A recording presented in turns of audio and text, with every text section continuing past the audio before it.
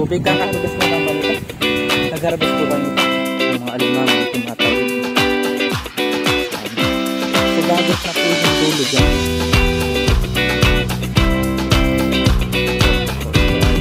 Accessible ng motor. Barangay road.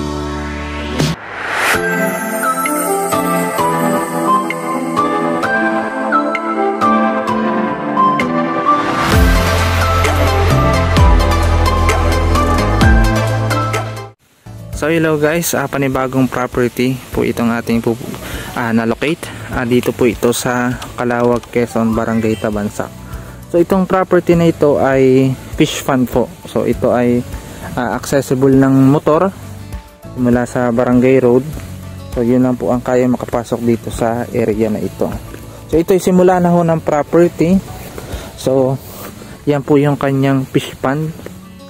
Kalawakan. Sa kuryente naman po may linyahan na ito ng kuryente.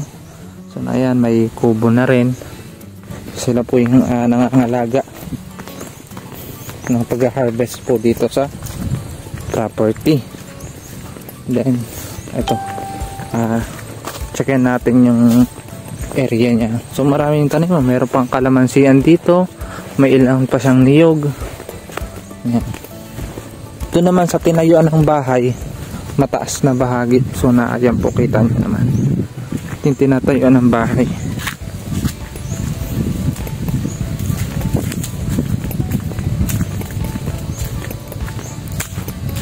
So ito po yung lagi nating hinuhulugan. So kausapin ko si kuya kung ano yung mga kadalasang hulog dito. So bihira yung mga yung mga nabablog natin fish pond. So kadalasan kasi sa mga fish pond, tax declaration ang papel. So kagaya po nito, tax deck po ito.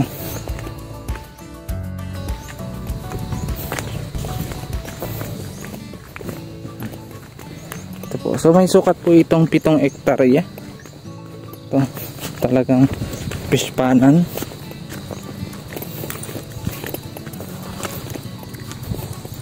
So may harang siya dito. So kung nilalagyan ng harang na yan, para maiwasan yung mga tinatawag po na alimangong tawid. Yung mga alimango ay tumatawid. Saan? So dagat na po yung dulo dyan.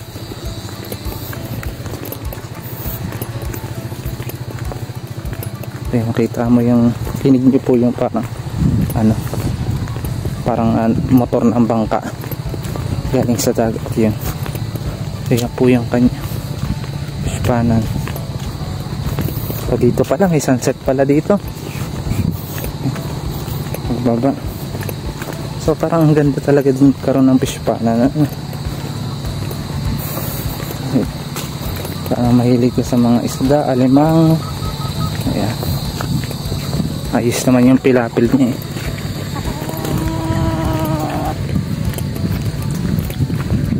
Parang dagat na ito tayo fish pond pa din to. Basyad. Ilog. Okay. Dito ata nagkukubo. Oo, kubo namin. Ayos ganda pala dito baka bakasyon So yan, basyad. Hindi na ito sakop ito yung papasok ng tubig niya.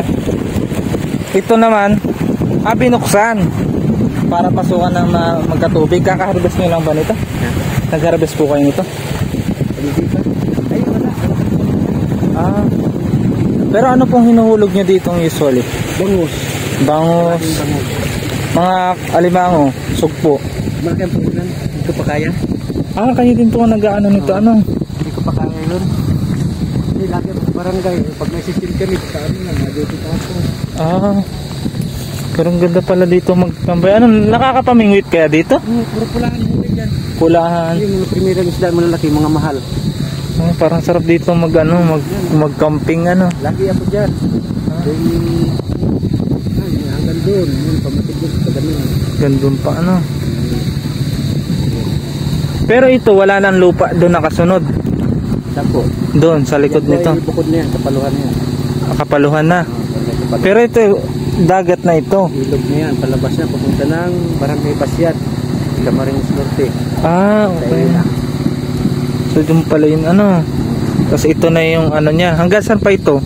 Yung lambat na yung kabila, meron pa? Meron pa, abot pa yun doon. Meron pa din doon. Ito na lang namin sinakop kasi ano na. Dito na lang talaga Dito yung... na lang kami nag-focus. Ang nilalagay nyo lang hulog dito. Bangus, pwede ang banami, nagbanami sila dito. Paano? Sila daddy. Kaso ang problema nga kami, kasi yun nga, kulang ang kami sa kapital. Ah, kapital po talaga. No? Pero okay naman dito ang harvest. Oh, ano din ang tubig ano? Sagana. Sariwa pati kasi yung tubig niya. Ay, yun din pala maganda pagka yung tubig ay ano. Di ba dito nagkakaroon ng mga tawid yung alimango? Napasok na lang yan sir, napasok na lang sir, iba yung mga Pero nakapaghulog na kayo dito ng ganun. ng alimango. Ay kami hindi pa, pero sila daddy naghulog sila. Ako hindi, kasi ako wala nga ako sa kapital.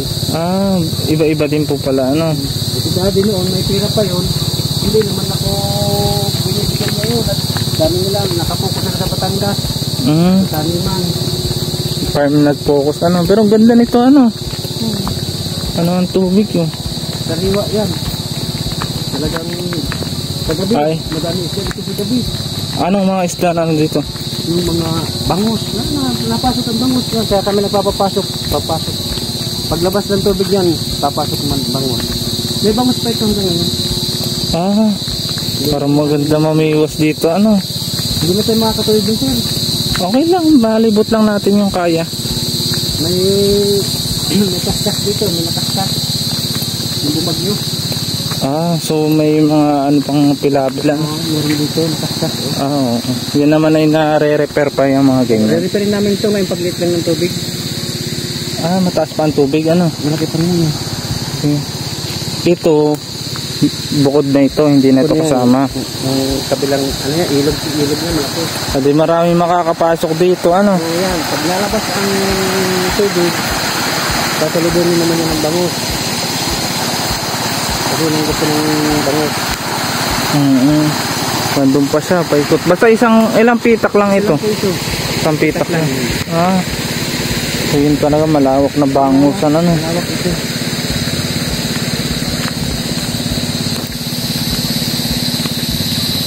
Daan. Isa pa din na ano ko din sa kanya, itong mga gantong tanim na kahoy, kagandahan niya, hindi siya basta-basta ano din yung ano, itong mga pilapil. Parang harang na din siya ano. Pero binabawasan namin ito. Daan ano. Ayos ano. Ika, kahit di ko napaliparan ito, gawa ng kitang-kita naman yung kanyang area. Hindi naman dito na ano, nahampos talaga yung tubig. Ay, yung bagyo. Pag mataas lang talaga ano.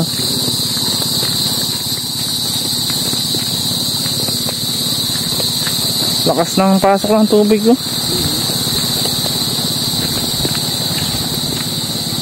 Dahil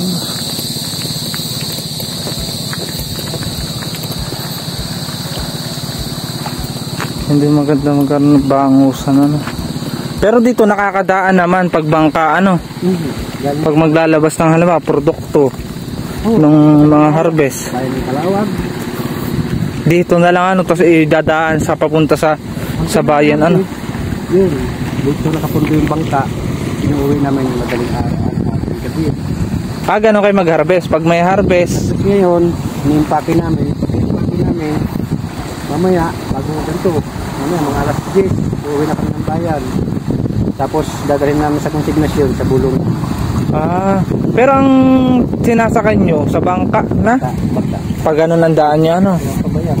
Hindi na kayo by land. Hindi na. Mas madali-dali ano sa bangka. Puto, wala nang ano. Ang ganda oh. May parang mga niyog pa siya doon. Sako pa kaya yun? Mga mababakanan yun. Tapos yan. Saka yung bahay bahay doon na sinimula natin, tapos yun. Oo. Pero itong ibang bahay hindi na. Itong bahay doon, yung bahay doon na siya. Ito lang talagang pilapil niyang ano. Ay, ano tawag dito? Dito pa yung mga yan. Ah, dito. So, ganun. Ito lang talaga ang tawag nga dito. Prensa. Yung prensa, isa lang. Doon sa kabila, wala na. Wala na po din. Ganda ano. Talagang kapital lang talaga ano. Tapos yung magtatao. Yung mapupukusan ano. Kasi may nakikita akong vlog. Ano yun? May laman nata yun no? Tawag ko kung meron. May pulahan kami lagi dyan, binubuhay namin mga pulahan. Pulang ano? Yung isda, yung mamahaling isda. Isang buhit ay 20 pesos. Ay kung maka isang kilo ka, ay 200. Oo. Kasi nakita ko yung ano, parang ganda panoorin yung. May nakita ko, napapanood akong vlog na pag-harvest nila ng mga banami, alimango, bangus. Talagang okay yung kita. Pag nag-harvest na. Hindi naman kaya ano makalabas pag may hulog. Ay, hindi naman. Kasi may kontrolado ang tubig. Yun ay hindi ganyan kalakas ang tubig ng pasok. Hinaharangan ano. Dahan-dahan lang ang tubig. Ito putik naman ito ano. Yung bato na yan Ah, bato ba ito? ay meron niyang nakatanim na kung sinong malakas ang loob ng mga kabilit mayaman, yan, kukuha niya ang laman niya. Ah, bato pala yun ano. Ito ang laman niya. Isa. Dito nakatayo. Bunker. Malapad ano. Bunker yan. Kung nagustuhan niyo po itong property ito, i-message niyo lamang po ako sa aking number. Available po yan sa WhatsApp at Viber. O kaya naman sa aking Facebook account, Peter Purificacion-Layout. At huwag niyo rin kalimutan mag-subscribe para lagi po kayong updated sa aking mga bagong upload na property. Baka sa kasunod na upload ko, ayun ang farmland na hinahanap mo. Yun lang, maraming salamat sa panonood.